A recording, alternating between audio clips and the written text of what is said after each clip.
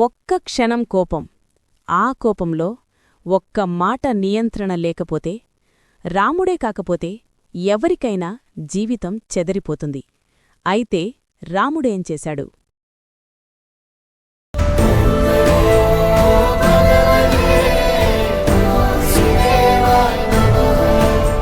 పిల్లలు, ఎప్పుడైనా కోపం వచ్చినప్పుడు మీకు కూడా గుండె వేగంగా కొట్టుకుంటుందా?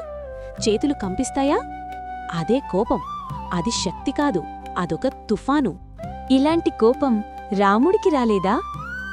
రాముడు దేవుడు కాబట్టి కాదు, మనలాగే చిన్నవాడే కాబట్టి.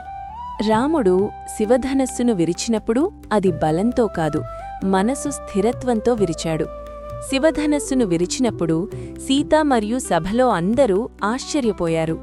పిల్లలు, పరశురాముడు చెడ్డవాడు కాదు, అతడు మహాశివభక్తుడు. శివుడి ధనుస్సు తన ప్రాణంలా భావించాడు. అది ఎవరు విరిస్తే తన తపస్సు అవమానమైందని అనుకున్నాడు. కొన్నిసార్లు మనకి చాలా ఇష్టమైన విషయం దెబ్బతింటే కోపం వెంటనే వస్తుంది.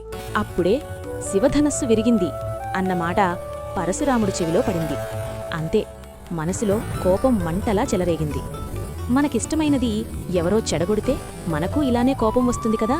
పిల్లలు, పరశురాముడికి కోపం రావడం తప్పు కాదు, కాని ఆ కోపాన్ని ఆలోచన లేకుండా పెంచుకోవడమే సమస్య.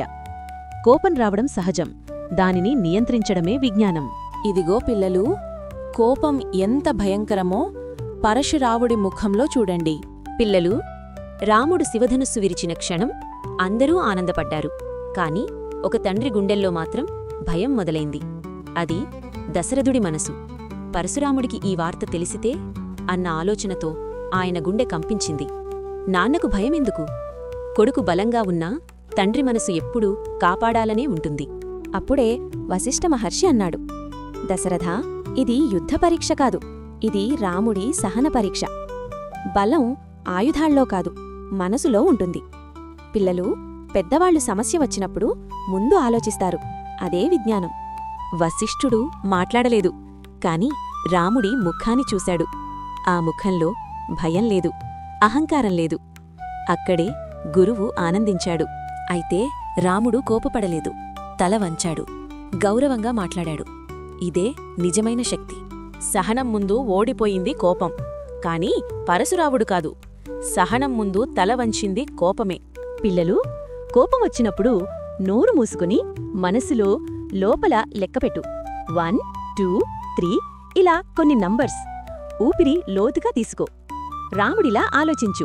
ప్రియ భక్తులారా, మీరు నా నామాన్ని వినడమే నాకు ఆనందం. ఈ ఛానల్ను చూస్తున్న ప్రతి ఒక్కరికి నా ఆశీర్వాదం ఎల్లప్పుడూ ఉంటుంది. ఈ వీడియోని లైక్ చేసి షేర్ చేయండి. మరింత భక్తి, మరింత శాంతి కోసం ఈ ఛానల్ను సబ్స్క్రైబ్ చేయండి. ఎల్లప్పుడూ మీతోనే ఉన్న మీ శ్రీకృష్ణుడు.